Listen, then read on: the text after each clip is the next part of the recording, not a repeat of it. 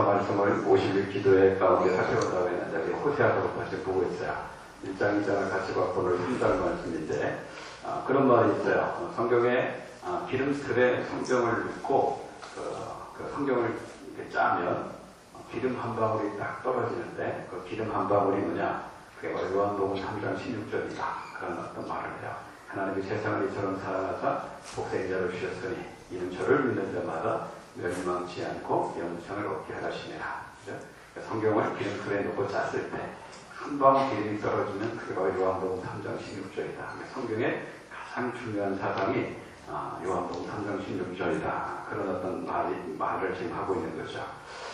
이처럼 그럼 신약에서 요한복음 3장에서 하나님의 가장 위대한 사랑이 나와 있는데 구약은요 또 호세아 3장을 보면 하나님의 가장 또 위대한 사랑이 여기에 지금 기록되어 있습니다. 어떤 신학자는요 이 호세아서 3장을 가리켜서 구약의 요한복음 3장이다 그런 이야기를 하고 있어요. 왜냐하면 이 호세아 3장의 내용이 요한복음 3장의 내용, 특별히 요한복음 3장 16절의 내용을 미리 지금 여기에서 예언을 하고 있기 때문에 그래요. 그럼 1절 말씀 한번 다시 봅시다. 1절 말씀 보면 여호와께서 내게 이르시되 이스라엘 자손이 다른 신을 섬기고 건포도 과자를 즐길지라도 여호와가 그들을 사랑하라니 너는 또 가서 타인의 사랑을 받아 능력하되 그 여자를 사랑하라 하시기로. 1절 보면 하나님께서 이스라엘 백성들을 사랑하셨다. 이스라엘 백성들을 사랑하셨는데 그 이스라엘 백성들을 사랑했던 자리, 그 삶의 그 정황이 어떤 정황에서 하나님께서 이스라엘 백성들을 사랑하고 있는지를 이야기해요. 그러면 오늘 1절에 보면 하나님께서 언제 이스라엘 백성들을 사랑하셨다 그렇게 기록하고 있습니까? 1절에 보니까 이스라엘 백성들이 어떻게 다른 신을 섬기고 그다음에 어떻게 건포도 과자를 즐길 때 그때 여호와께서 그들을 사랑하셨다. 그렇게 지금 기록이 되고 있어요. 여기서 말하는 다른 신을 섬겼다 할 때 다른 신이 구체적으로 뭘 말하는 겁니까? 가나안 때부터 섬겨왔던 바알신을 이야기하는 거예요. 그러니까 이스라엘 백성들이 하나님도 섬기면서 바알신을 같이 섬겼죠. 나중에 보면 이제 하나님을 완전히 잊어버리고 바알신을 이제 따라가게 되어지는데 이렇게 다른 신, 바알신을 섬기고 그 다음에 건포도 과자를 즐겼다 그 말은요. 바알신을 섬김으로 말미암아 자기들이 누리는 모든 것들을 촉진하는 단어예요. 그러니까 바알신이 자기에게 준다고 생각하는 세상에 어떤 좋은 것들이 있죠. 그런 것들을 이제 건포도 과자로 지금 촉진하면서 상징적으로 이야기하고 있는 거야. 그럼 여러분들 이스라엘 백성들이 다른 신도 참 많은데 왜 굳이 이스라엘 백성들이 바알신을 이렇게 중요하게 생각하고 섬겼는가?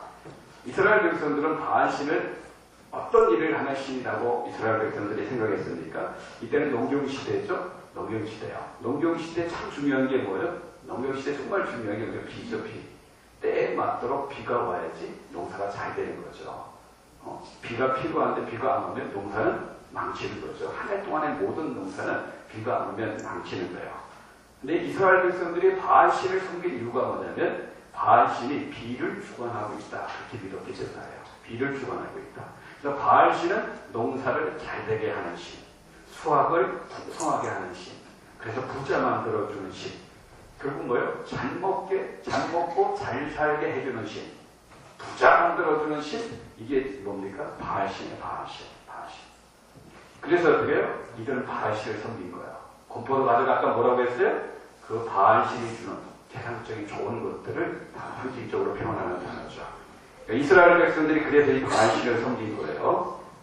그런데 그냥 가나안 사람들은 바알신을 섬기고 이스라엘 백성들은 하나님만 섬겼다면 아무런 문제가 없습니다. 그런데 이스라엘 사람들이 가나안 땅에 거하면서 가나안 사람들과 같이 어울리기 시작하죠. 그들과 통혼하기 시작합니다. 그러면서 점차 이 가나안 사람들의 삶의 방식이 이스라엘 백성들에게 들어오게 되고 그러다 보니까 이 가나안 사람들의 삶의 방식에 익숙해지면서 이들도 같이 이제 어떻게 바알신을 섬기게 되어지는 겁니다. 광야에서는 그들이 먹을 것이 없었지만 하늘에서 만나가 내려졌죠. 이 만나는 이게 하나님이 없이는 어떻게 주어질 수 없는 음식이죠. 하나님이 역사하셔야지만, 하나님이 주셔야지만 먹을 수 있는 음식이 만나요. 그러니까 이스라엘 백성들은 40년 광야 생활하면서 하나님이 없으면 그들은 굶어 죽을 판이에요. 그래서 늘 하나님이 주시는 만나를 이렇게 먹고 보고 살았는데 가나안 땅에 들어가니까 그 만나가 딱 끊어지잖아요. 하늘에서 내렸던 만나가 끊어지죠. 가나안 땅에 들어가면 그때부터 하나님이 주신 만나가 아니라 뭐예요? 자기들 씨를 뿌려야 돼요.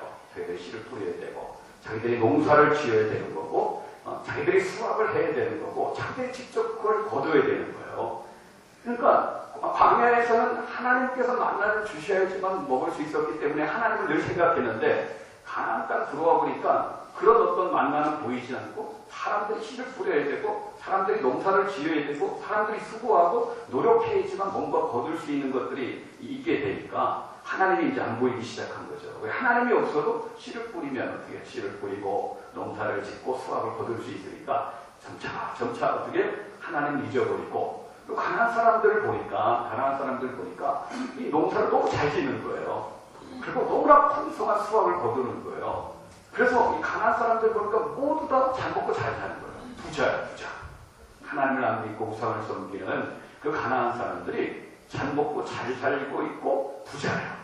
그러니까 이스라엘 백성들의 생각 가운데 야, 저들이 섬기는 바알신은 잘 먹고 잘 살게 해주는 신이구나.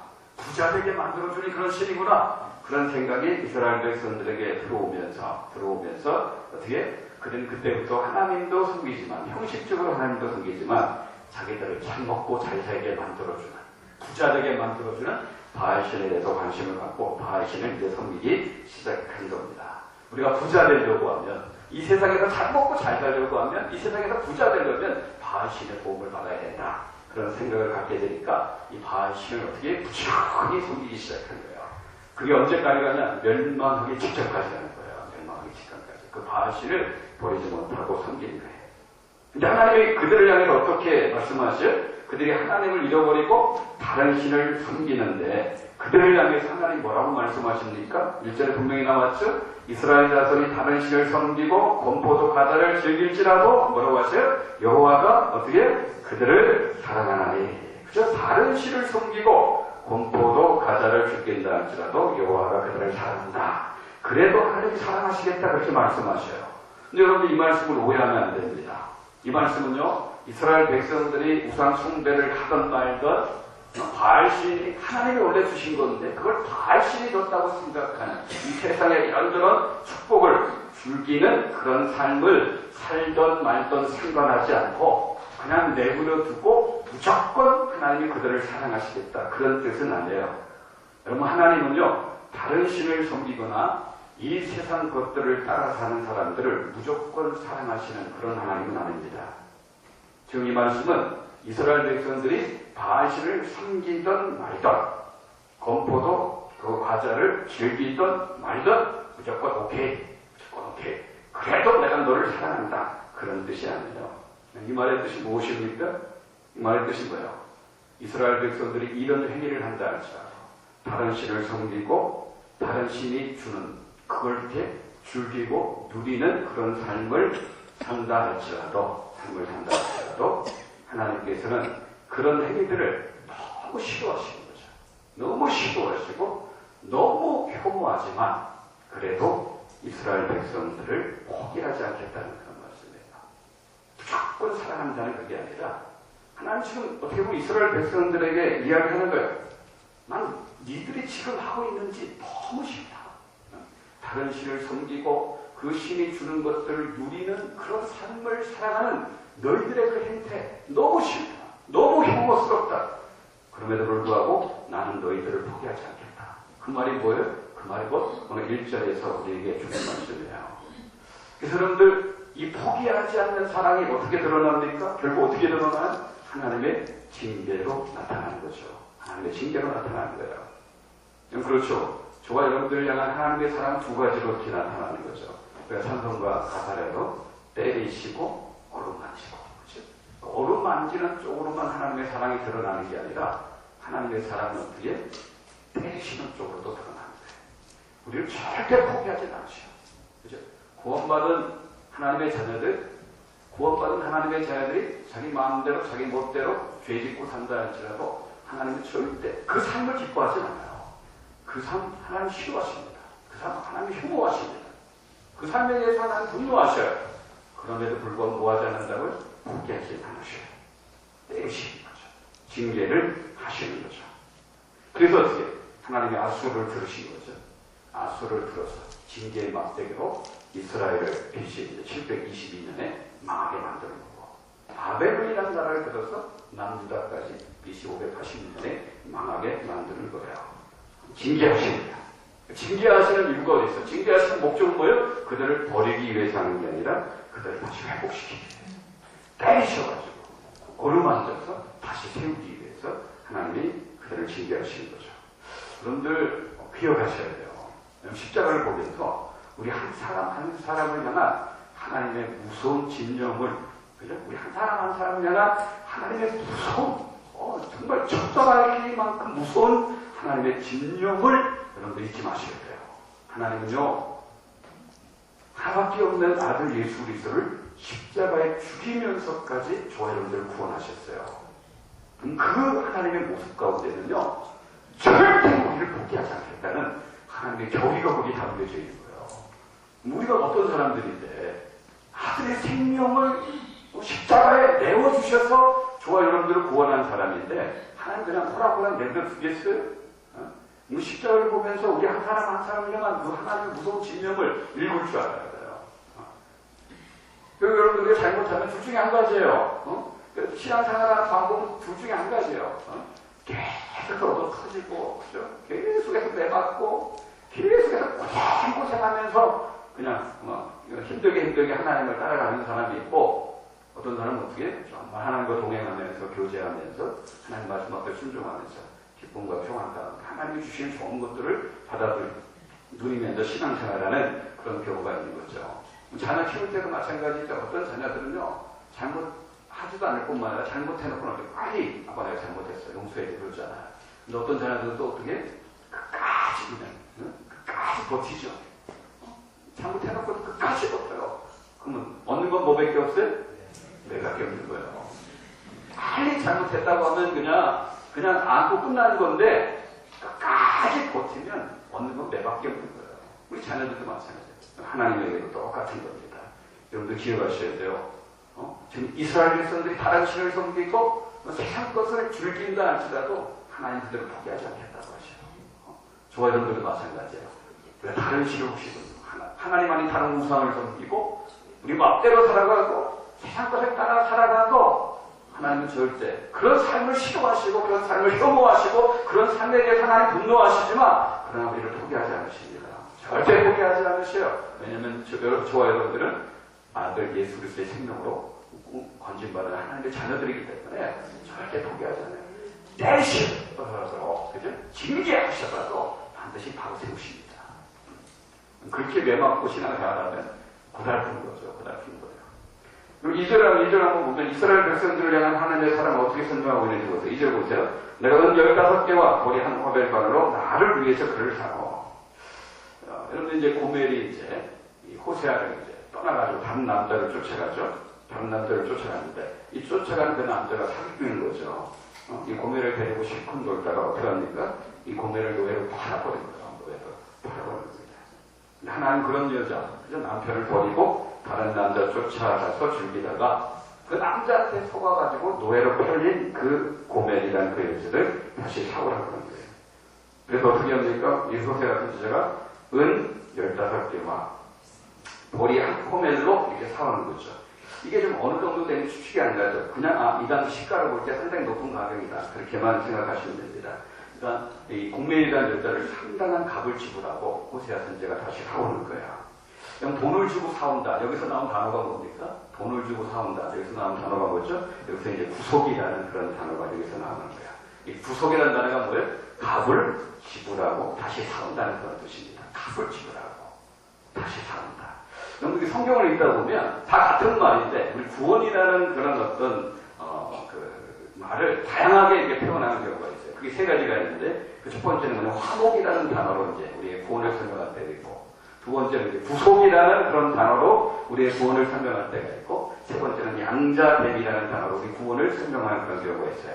화목은 뭐냐 제사 용어입니다. 제사. 그러니까 제물이 나를 대신해서 피를 흘려줌으로 말미암아 우리의 죄가 다 용서받아서 비로소 이제 죄를 싫어하시는 하나님과 화목이 되어지는 거죠. 화해가 이루어지는 거예요. 그러니까 예수님이 친히 제물 되어 주셔서 우리를 위해서 피를 흘려주심으로 말미암아 우리와 하나님을 화목시켜주는 거죠. 구속이라는 단어는 경제 용어예요. 노예된 사람의 몸값을 지불하고 다시 사서 자기 소유로 만드는 거죠. 이 몸값을 지불해서 샀기 때문에 이 노예는 이제 더 이상 옛 주인의 말을 들을 필요가 없습니다. 이제 자기를 새롭게 산 주인의 그 새 주인의 말만 들으면 되는 거예요. 주님께서 저와 여러분들의 죄값을 지불하고 우리를 사신 거예요. 주님이 지불하신 죄값은 뭡니까? 주님이 우리의 죄값을 위해서 뭘 지불하셨어요? 예수님의 생명을 지불하신 거죠. 그래서 제가 늘 하는 말이면 우리는 얼마짜리? 예수님짜리. 옆에 분이 인사하세요. 당신은 예수님짜리입니다. 당신은 예수님짜리. 값을 따질 수 없는 우리 예수님짜리예요. 예수님의 생명을 지불하고 다시 산 사람들이 저와 여러분들이기 때문에. 그 양자됨이라는 게 있어요. 이건 법정용어예요. 법정용어. 로마시대 이런 법정용 양자됨.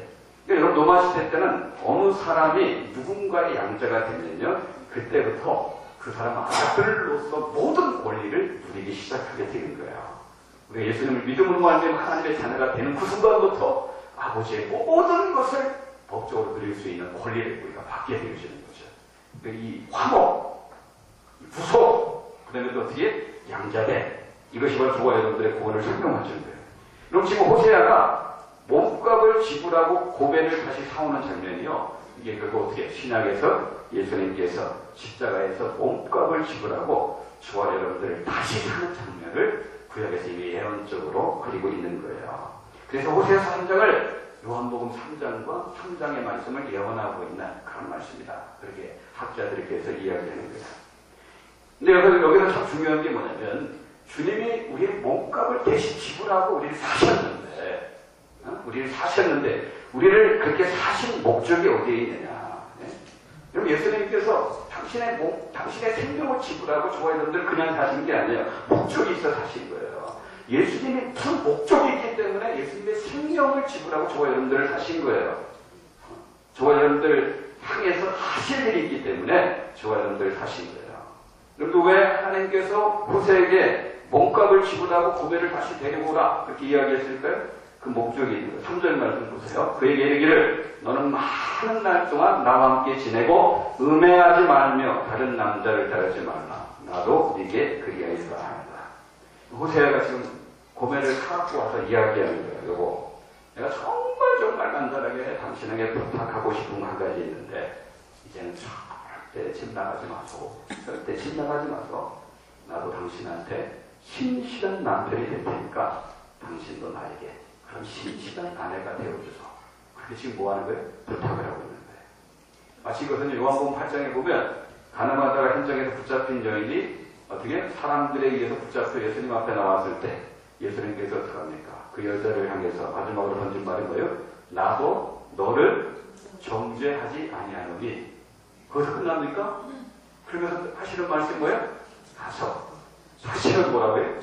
죄를 짓지 말아라. 그렇죠? 다시는 죄를 범치 말아라. 호세아를 통해서 고멜을 다시 사고 나서 그녀에게, 그 고멜에게 기대하는 것은 바로 이거예요. 다시는 죄를 범치 마라. 이 말은 뭐예요? 너 이제부터 거룩한 삶을 살아라. 그렇죠? 그 고멜을 값주고 다시 산 이유가 뭐냐면 거룩한 삶을 살게 하기 위해서. 저와 여러분들을 예수님의 생명값을 지불하고 다시 산 이유가 뭐냐? 거룩한 삶을 살게 하기 위해서. 그래서 거룩은 구원의 결과고요.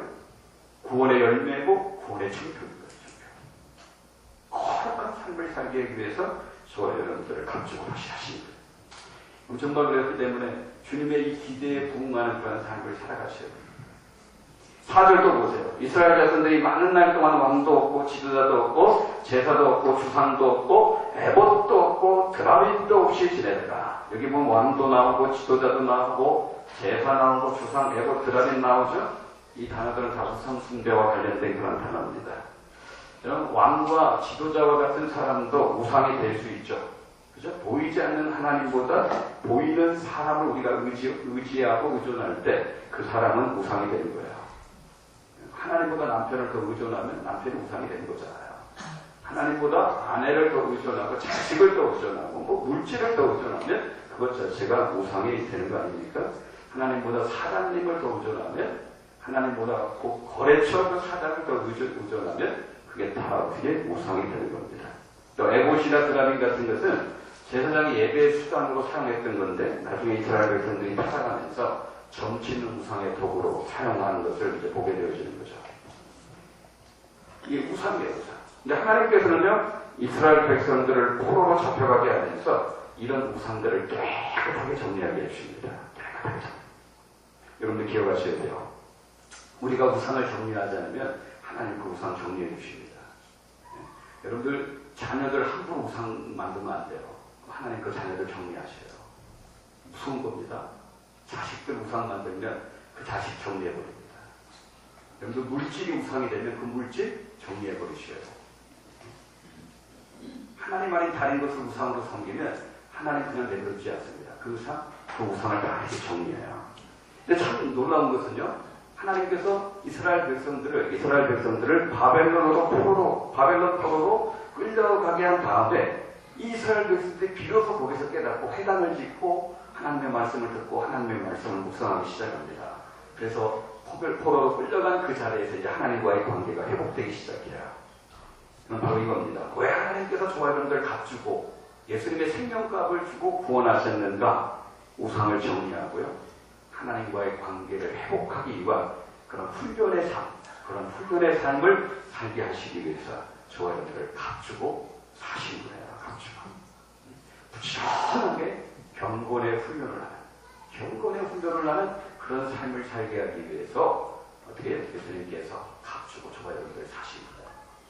그런 의미에서 이 50일 기도에는 여러분들에게 도움을 주는 거예요. 그죠? 여러분들 혼자 이 시간에 말씀 묵상하고 혼자 기도하고 혼자 찬양하고 50일 동안 할 수 있겠어요? 50일 동안 그거 할 수 있겠어요? 못하잖아요.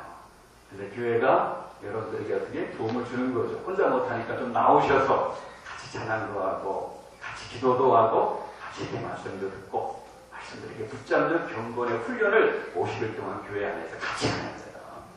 이게 여러분들을 갖추고 사신 목적이라니까요. 하나님 여러분들 피 값주고 사신 목적이 이 훈련하라고 사신 거예요.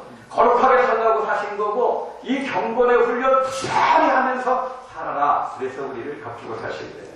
또 하나 이제 마지막 5절 보세요. 그 후에 이스라엘 자손이 돌아와서 그들의 하나님 여호와와 그들의 왕 다윗을 찾고 마지막 날에는 여호와를 경외함으로 여호와와 그의 은총으로 나아가리라. 이 그 후에라는 단어가 언제를 말합니까? 앞에 있는 단어를 거룩해진 다음에 우리가 경건의 그런 훈련들을 받은 다음에 그들이 다윗왕을 찾는다. 그렇게 다윗왕을 찾는다. 여러분 여기 다윗왕을 찾는다는 말이 무슨 뜻입니까? 호세아 선지자가 사역했던 이 시기는요, 다윗왕이 죽은 지 한참 뒤에 일입니다. 한참 뒤에 일. 그런데 이 다윗왕을 찾는다는 말이 뭐예요? 죽은 다윗을 찾는다는 그런 말일까요? 여러분 여기서 다윗을 찾는다는 말은 다른 것이 아니라 사무엘하 7장에 보면 다윗 언약이 나와요. 하나님과 다윗과 맺은 그 언약이 나오는데 다윗 언약의 핵심이 뭐냐면 하나님께서 다윗을 통해서 영원히 다스리고 통치하시겠다. 그 언약을 다윗과 이렇게 맺은 거예요. 그 다윗을 찾는다는 것은 그 다윗의 언약을 붙잡는다는 거예요.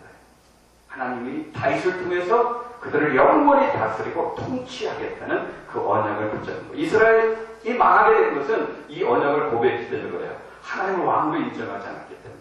하나님을 왕으로 인정하지 않고 하나님의 다스림과 통치를 받지 않고 살기 때문에 이스라엘이 망한 거예요.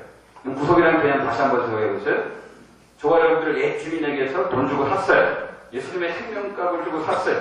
그러므로 저와 여러분들 더 이상 옛 주인의 말을 들을 필요가 없어요. 옛 주인의 다스림과 통치를 받을 필요가 없어요. 이제는 우리를 값주고 사신 새 주인이 있다고 해요. 새 주인. 예수님의 생명값을 지불하고 우리를 사신 새로운 주인이 있는데 그 새 주인의 말을 들으면서 사는 거예요. 그 새 주인의 다스림과 통치를 받고 살아야 되는데 그 새 주인이 누굽니까? 그 새 주인이 바로 하나님이시죠.